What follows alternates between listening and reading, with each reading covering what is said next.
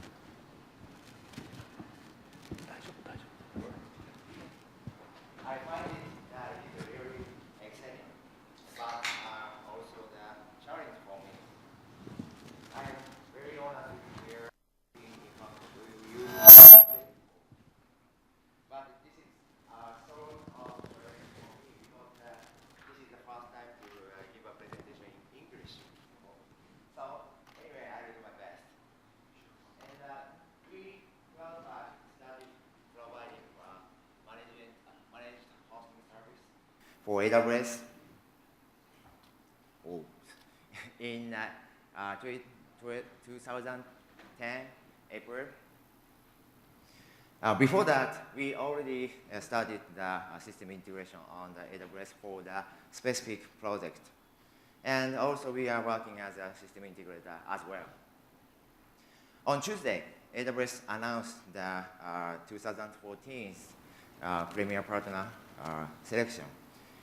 I'm proud that following the last year, we are selected as one of the premier partners for these 2 years. I appreciate it very much.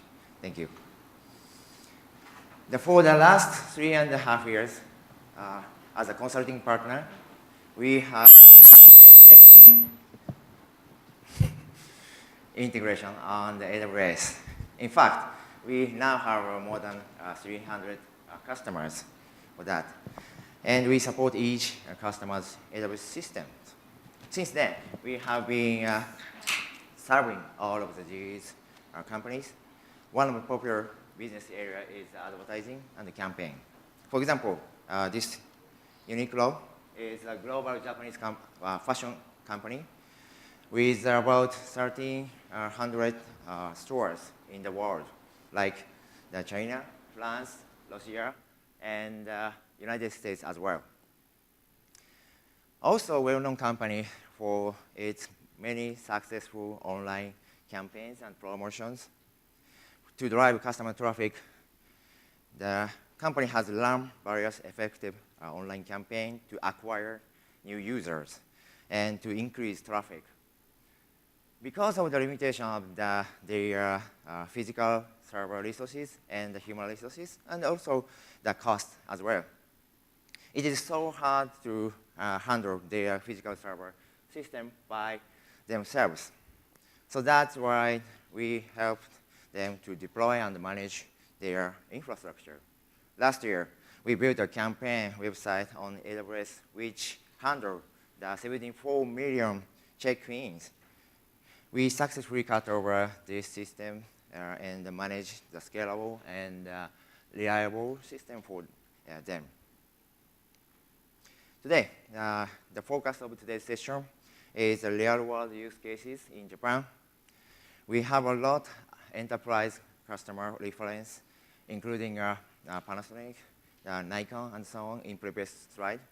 However, we want to talk about the most interesting two cases today, focusing on the architecture.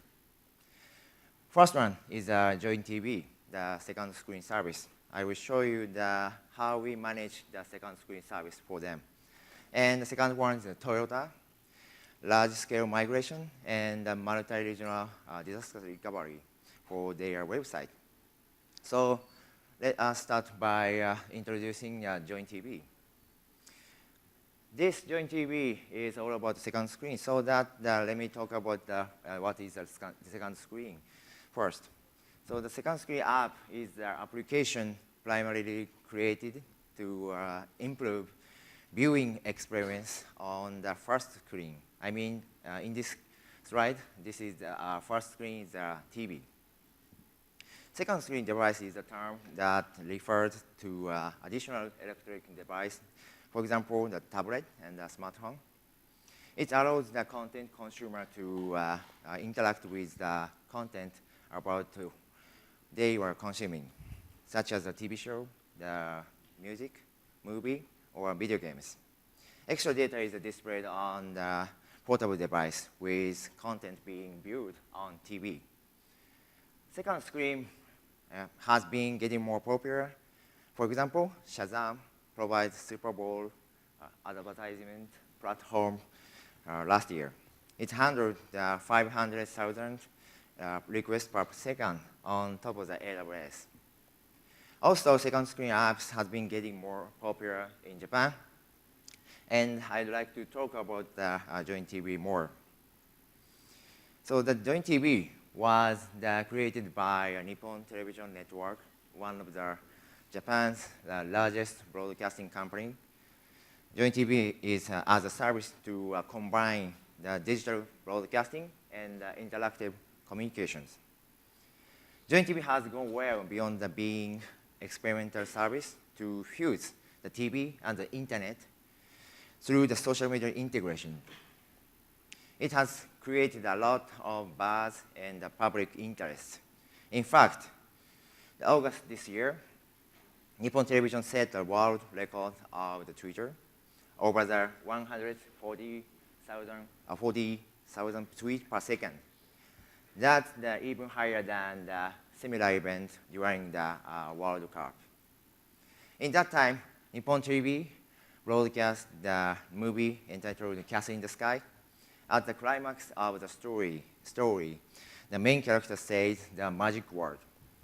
Then viewers tweeted the same word at the same time. And the result creates a huge spike of access to the website. The movie, Castle in the Sky, actually broadcasted several times, and it broke the world record of tweet twice.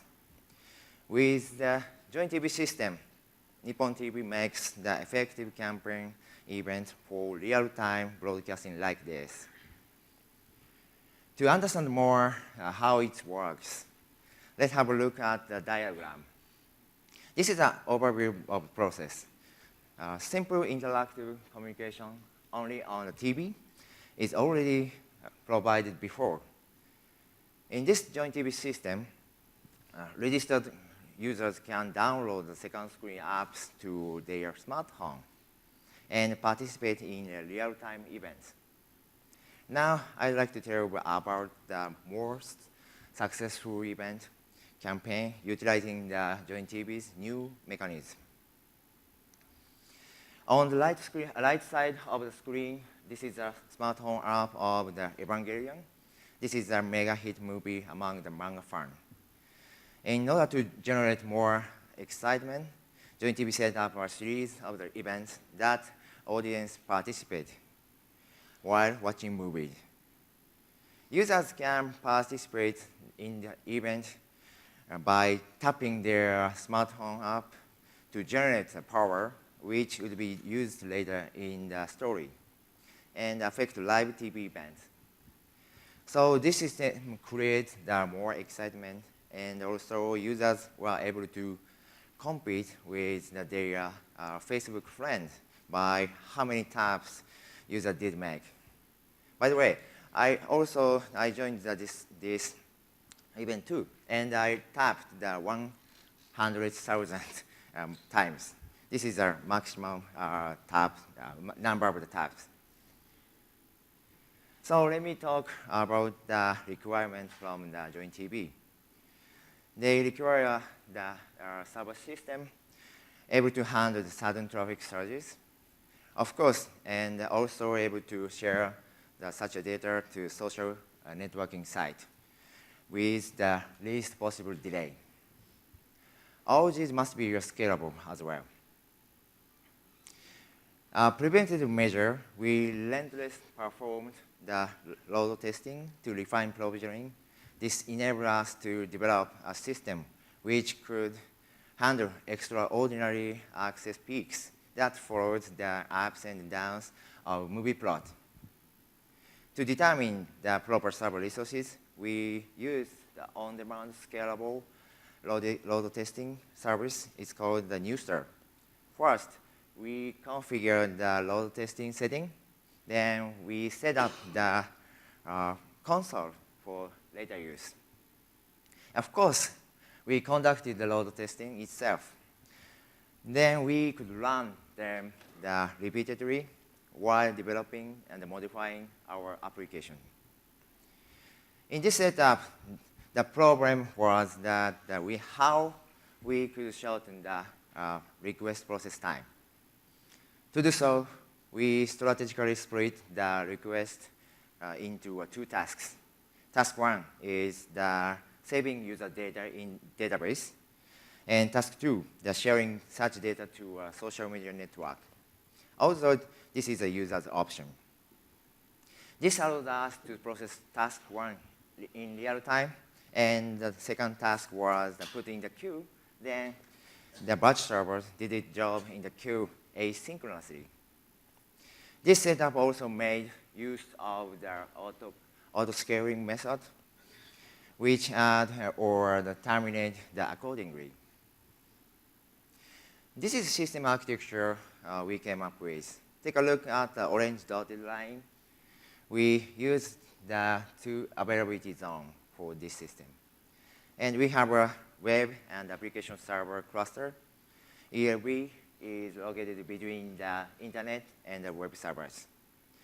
This prevents the service from being disrupted even when failure occurred in one server. And ELB distributes the user's request to these servers below. And you also see EC2 icon placed under the web and application servers. This is a layer of the cache server. We used Redis cluster to handle non-persistent data, such as application session data and users' Facebook friend list, and so on. By the way, last September, Amazon updated the cache service, Elasticache, to support the Redis engine. So now doing the caching has become even easier. So thank you very much, Amazon, for making our life easier. As for the RDS, the RDS for the MySQL, they mainly handle the persistent data, like user profile data or the number of tabs you did. They are, of course, redundant with a multi-AZ option to increase availability. Lastly, on the upper left, the cluster of batch servers and SQS that is used to feed incoming message to Facebook or Twitter. Requests from users are queued, and we use auto-scaling method for the batch servers, of course, to scaling and to scale out. But for the web servers, we didn't choose the auto-scaling method because the center scene of the movie lasted only 1 minute. if tens of thousands of users access the website, which is within such a short time, even traditional auto-scaling method cannot handle them. So they decided to perform a lot of load testing to mitigate the risk. And we conducted a test with 100 million assumed users in mind, and came up with the number based on assumption that the viewing rate would be 10%. Of that 10%, I mean 1% would be JoinTV users interacting with their smart home. You might be thinking that this is good architecture for the requirements. However, you know that unexpected things always happen. So we want to prepare that kind of unexpected issues in real world. So preparing for the unexpected issues, during the on-air of TV program, all of stakeholders got together in one room.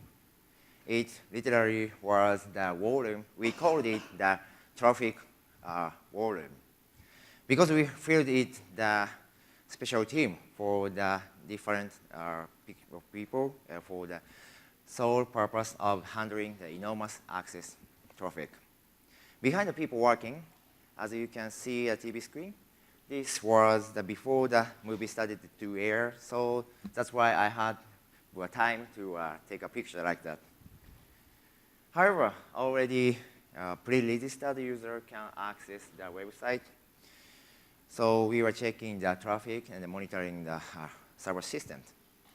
All of these different people were there to work together to solve any unexpected issue. We were not there just because we were so worried about that. The result was the 300 million taps, smartphone taps all together through the movie. As you can see in the graph, we encountered 8 peaks. This green line indicates the number of requests. There were the games that prompted the user to tap their smartphone, and traffic surged each time game started. Also, rankings were shared with Facebook in real time, and further added more excitement among users, thus inviting even more traffic. Sorry. We are very proud. Of course, server didn't crash during the time. And also we are proud that we developed a very fast system in Japan where TV, internet, and social networks combined on the large scale to create a new and more interesting style of entertainment, watching TV while being connected with your friend in real time. And I appreciate AWS gave us to host management those kind of the spiked website. So before moving on to the next case, let me pass you over the Ken. Could you please describe that? Okay, thank you, Kazu-san. I think this is a very great example. Supporting very spiky use case.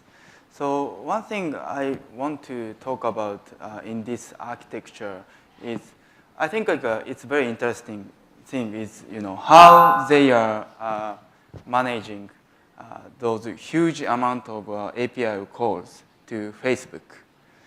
So to make this entire system very scalable, they decided to decouple this system by applying typical design pattern. So let me talk about the detail.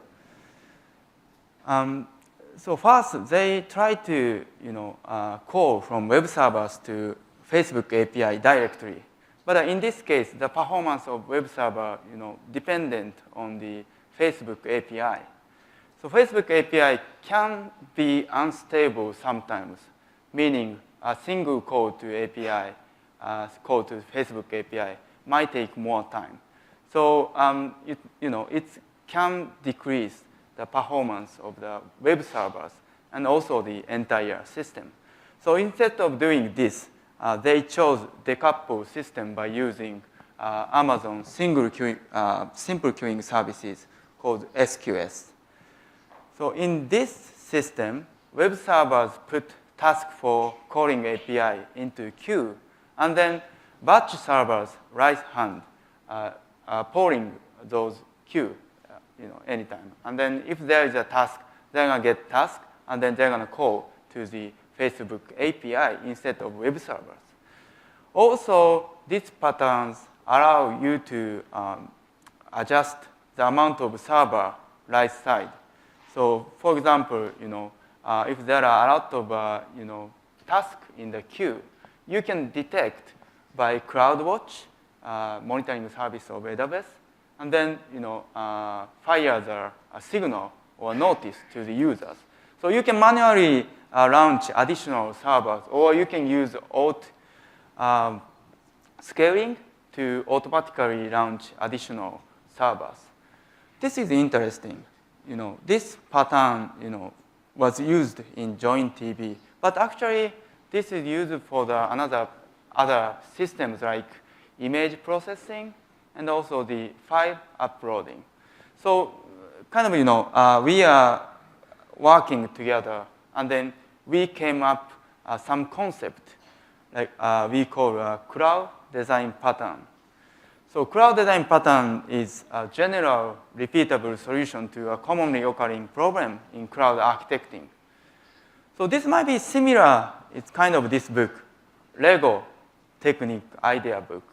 So in this book, there are many simple design for creating door or wheel or other simple parts. So if you know how to create simple parts, it's easy to make more complicated system and models by combining those simple models, right?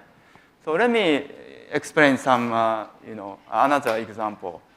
So assuming like you have a EC2 instance, and then you can assign global IP address by using EIP, elastic IP address.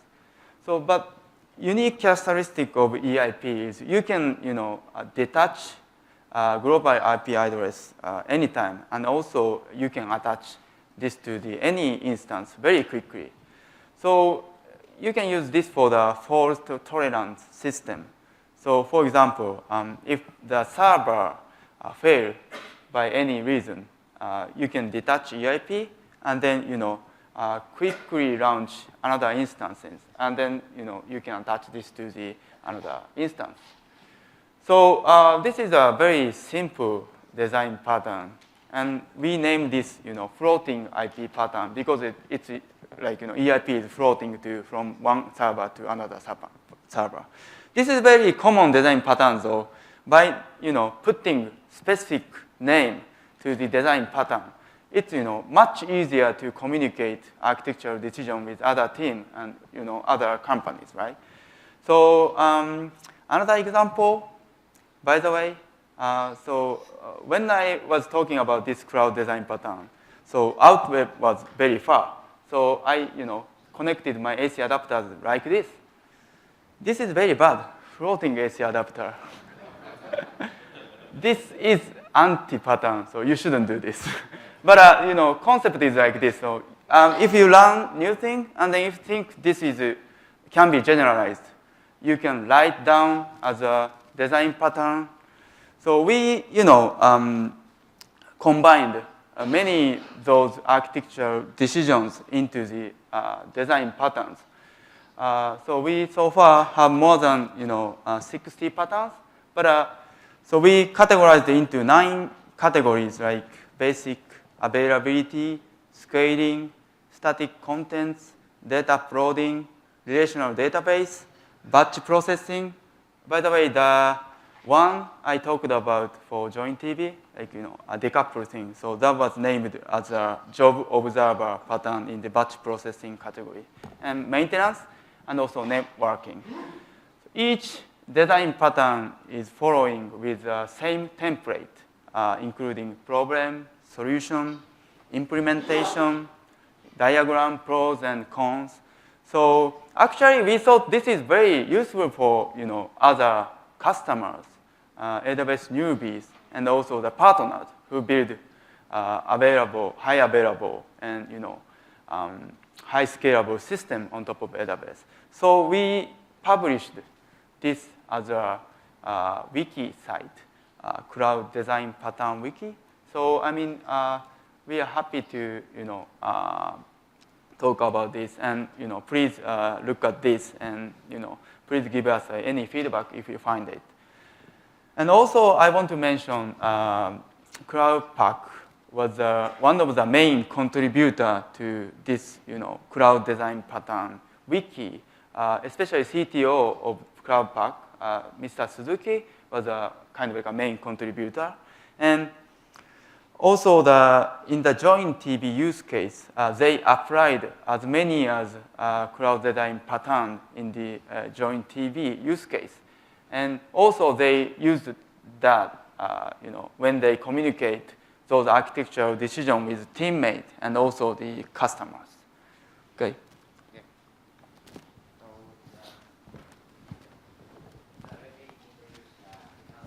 Second use cases. Second one is Toyota. Everyone knows Toyota, right? They have about $221 billion of annual revenue. Wow. This global automaker also uses the AWS for their website. The project involved all of Toyota's official website for the worldwide customer. We developed the infrastructure that was able to handle the 100 million page view per month. And that number tripled when the company announced the new vehicle model. And we migrate almost 20 websites from about the 100 servers, physical on-site resources, their on-premise data center, which are still managing the ongoing basis for the Toyota. So what were the Toyota's requirements when we developed the AWS system for them?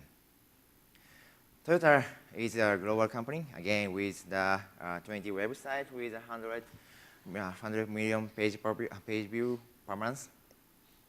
The challenge was the migration of these servers and data from their on-premise data center to AWS, and develop the system for the contingency purpose to do multi-regional disaster recovery. It was a task with a high degree of the difficulty. We had to develop the architecture using almost 100 servers.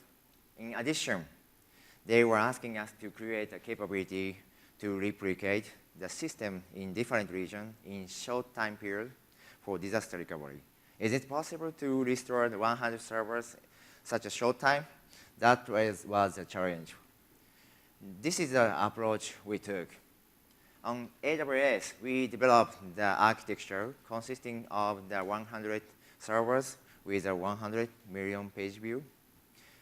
And in order to be prepared, even for natural disaster, we developed the system for the disaster recovery to automatically create the same server system in Singapore and to apply recent data to all servers.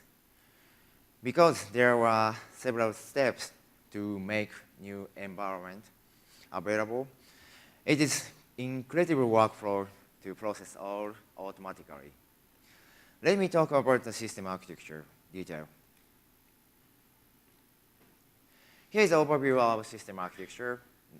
The first one was to develop the architecture in which every site was redundant and scalable, as shown on the right screen. That allows sites to remain independent from each other and scaled out to handle the access peaks. Each component had to be scalable. In addition, we used CloudFront to ensure the site would not crash during the access peak. The second one was to back up the data onto Toyota's internal on-premise environment. Part of Toyota's requirement makes backup in separate location inside Japan, and separate organization manage that. So we have to make a backup into Toyota's internal on-premise environment as well as the Amazon S3. If the AWS experienced any issues, so that data could be recovered in different locations as needed and at any time. The third one was to recover system in the Singapore region and in short time period. In the event, there was a failure regarding the recovery. This was part of company's disaster recovery preparation. Toyota's website are currently located in Tokyo region, and we developed the architecture to switch them to the server located in the Singapore region within just 8 hours. To create the same servers in Singapore region effectively, we actually used one of the AWS service known as the CloudFormation. I will talk this later. Each website, such as Toyota.jp and Lexus.jp, Toyota Global site, something like that, are separately hosted in one system.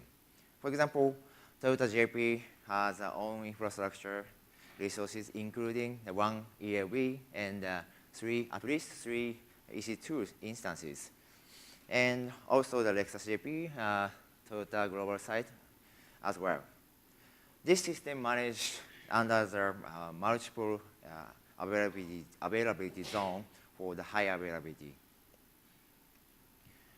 The servers placed under the website, we have a management server for the monitoring or the CMS or the gateway from the Toyota's physical data center. Part of the Toyota's car dealer system was migrating to AWS.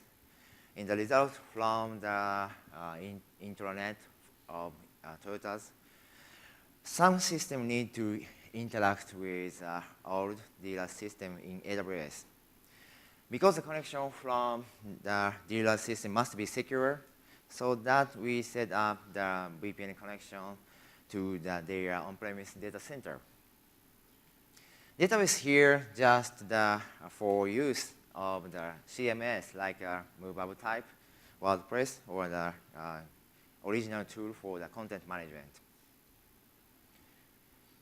And as I mentioned before, they are backup data daily stored in the S3. I mean, it is already safe or enough for normal use, but Toyota requires us to have a copy backup data onto their on-premise data center. That's why we needed this. When failure occurred in Tokyo and recovery in Singapore is authorized by Toyota, by the way, this is an extremely rare case. Tokyo region was always available even when we had a large-scale earthquake in 2011. However, everything fails sometimes, so it is good practice to prepare for that if you think that it is a risk. Once it's authorized, then cluster with servers initialize with the prepared template, I mean the CloudFormation template, and deploy it. This all processes automatically. Then each server is initialized, update their latest data, which is backed up on the on-premise data center.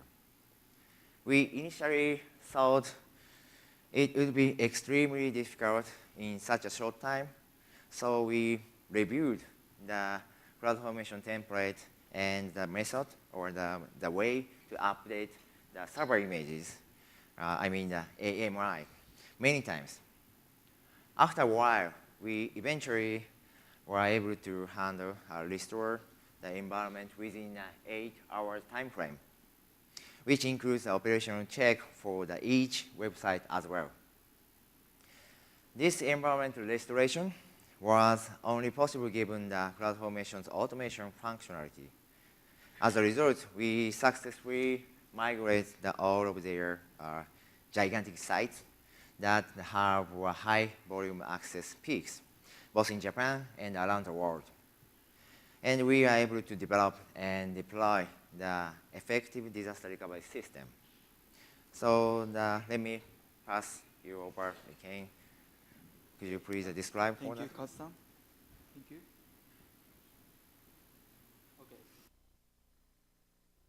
I think this is a great example of the cross-regional disaster recovery.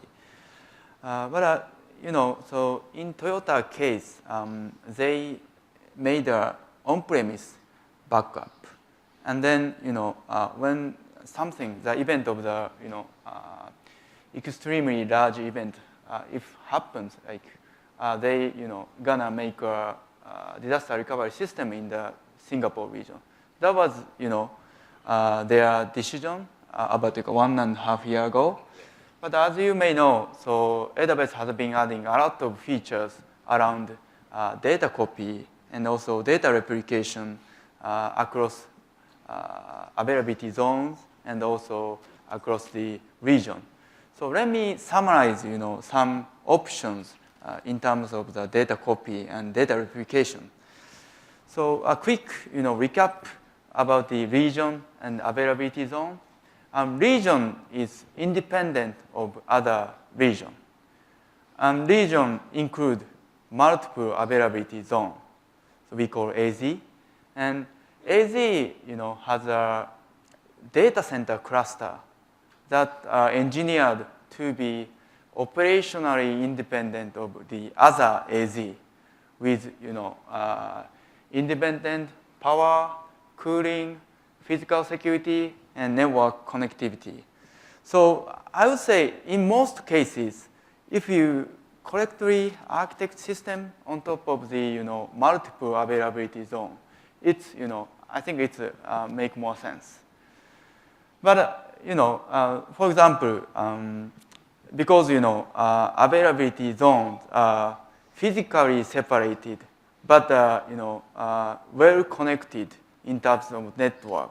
So very easy to take backup to S3, very high durable storage. And also anytime you can make the copy of the disk or instance in any availability zone, it's very useful, right? And also the if you use like a relational database services, RDS, by using a multi-AZ option, you can make synchronization copy in the second AZ. And also, there is another option, read replica. You can put read replica into any availability zone, and this allows you to asynchronous read replica to the another availability zone. So it's much more easier to make high availability system using multiple AZ.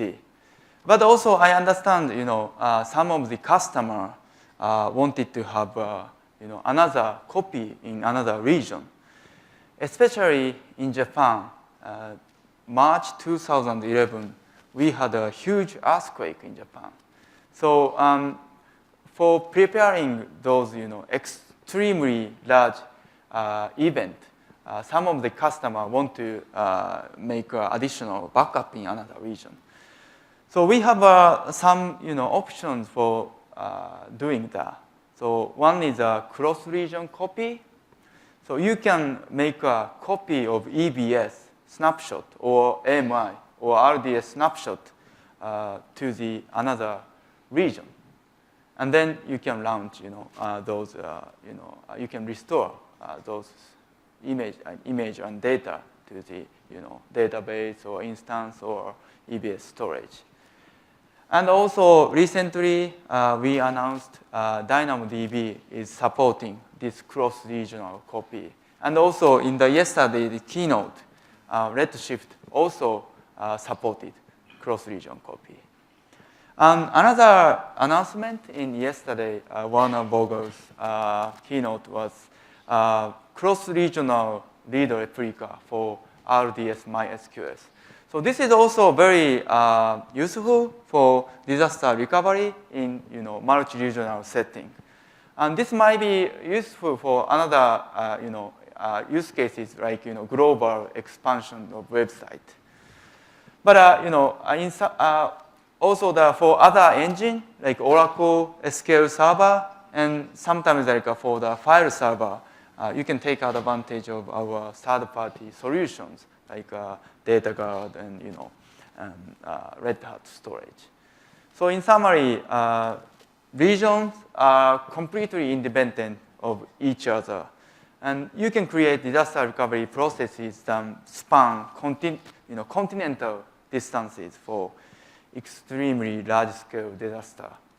But the point I think here is, there are a lot of options and varieties for disaster recovery. And AWS gives fine-grained control and also the many building components for disaster recovery. And you can build your own appropriate solution given your objective for the disaster recovery. And another point is, AWS are available on demand, and you just need to pay only for what you use. So, especially for the disaster recovery, you just need, additional resources very quickly only for the event of the disaster recovery. So you just, you can make a really cost-effective disaster recovery solution on top of AWS. And also let me describe that. Okay. Toyota's one. This one. Okay. Yeah, also another point here is, cloudpack applied again a lot of the design pattern in this architecture. Interesting, pattern is a high availability NAT because this system need to interact with other system in the internet. So even this system built in the VPC, they need to talk with another system in the internet situation. So, but also when they make a NAT, network address translation, this is running on one instance, and it could be fail. So they apply design pattern which allows to make really high availability NAT on top of EC2. I cannot talk about the detail right now, but you can check the cloud design pattern wiki site. And also they applied many other design pattern like multi-data center, bootstrap, the database replication, and stack deployment. Okay, so let me recap by briefly summarizing. Through these two cases, we learned about AWS provides us not only the power of the infrastructure resources, but also they provide us the power of the automation and availability. It's possible to build such large scale and complicated, amazing system by a small team. This is good. Nevertheless, we also learned about real world situations. One, because of the heavy traffic transition in very short time period, it is quite probable that there is a situation which even the traditional auto-scaling cannot handle. So we should carefully learn the relentless load testing within a real access environment to optimize the resources exactly before the event begins. And multi-regional disaster recovery in required time period was thought impossible previously, but we became possible by preparing a CloudForm template, updating them periodically, and testing them many times persistently. I hope you find these case studies helpful. While it seems that there hasn't been much talk internationally about the Japanese AWS market, but more and more applications in Japan are being deployed on the AWS. And they now include the very high profile cases.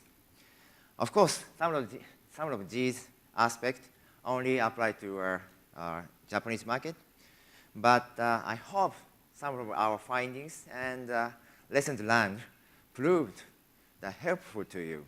So that is all about my presentation. That concludes our presentation today. So does anyone have any questions?